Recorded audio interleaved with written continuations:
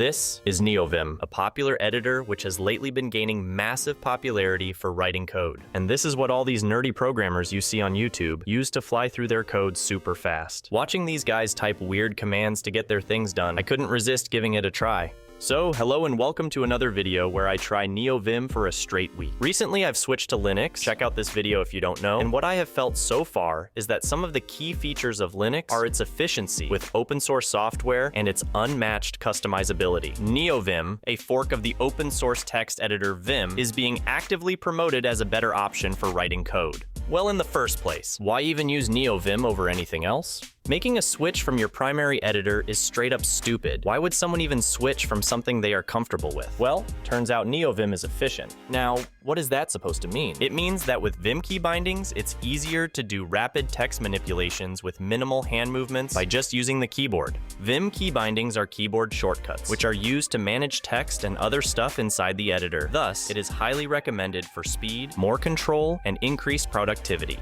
But is that really the case? Vim was primarily made as a text editor back in the 90s, but with time, people became so familiar with the editor and its capabilities that NeoVim, a better version of Vim, was created. NeoVim aimed to modernize the codebase and improve the plugin system, making it easier for developers to create and customize their own plugins according to their needs. With time, this editor developed some insane features, and one of the main features, which led to the exponential boom of this editor, was the addition of Lua, the scripting language. Lua is a lightweight scripting language used by NeoVim for configuration and plugin management. Adding Lua scripting to NeoVim had a massive impact on the software. The main impact being the native support for LSPs or language server protocols. LSP is a protocol used to provide language-specific features such as code completion and more in a standardized way. It enables communication between editors and language servers to get these features. With the help of Lua, users can communicate directly with language servers without any intermediate levels, allowing the access to the complete power of LSPs. That's enough talking. Let's now dive straight into it, since to be the best you have to learn from the best. So, to get things up and running, I binged theprimeagen's Vim as Your Editor series on YouTube. It's a playlist of a few videos which help you get started and get really good with Vim. Now, I already knew few basic Vim commands for copy pasting and switching between different modes, but it is highly recommended to learn all the basic Vim commands and motions before getting started. So I jumped into Vim, grabbed some text, and followed a quick tutorial to learn all the basic stuff. After that, I shortly installed NeoVim to get started. There is also another cool playlist by Typecraft, which aims to help you install, configure, and get started with NeoVim. Check it out, it's really good. Now, this was the time to get this thing look like a code editor, so I had to install some plugins.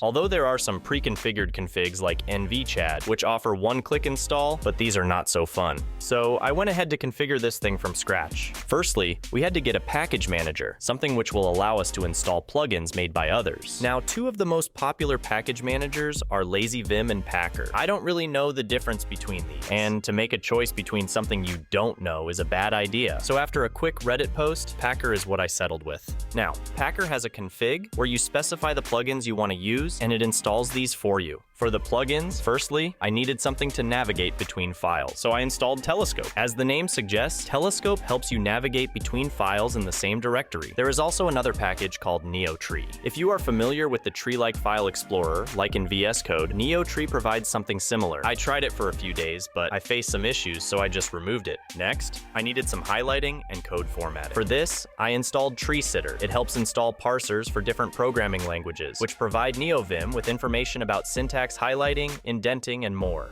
Next, I needed auto-completion, so I installed LSP0. LSP0 simplifies the process of setting up LSPs and comes with a pre-configured setup which works out of the box. I also installed Mason. Mason provides a GUI with a list of all available LSP servers, allowing you to easily install them with a single click. This makes it more convenient to set up language support if you work with multiple languages. I also installed Vim Be Good for practicing Vim, but it wasn't of much help. Over a span of 7 days, I watched and read a lot of content around Vim. Although it was fun, but I also learned a lot. I went from knowing basic text editing to having a decent coding experience. Initially, what I did was grab some dummy text from Google angle and try to edit it using Vim, which helped me get really good with the basic commands. Then, I gradually started coding small projects in NeoVim. It is really fun to write code in a Vim-based editor. You really feel like doing something cool instead of just typing plain text. And by the end of the week, I was getting quite familiar, and I could see the muscle memory build up. This is where the week ended, and I called it off.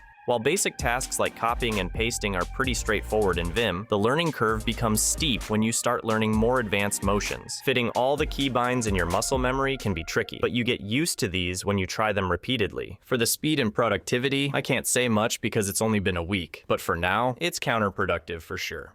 And that was it for the video. See you some other time.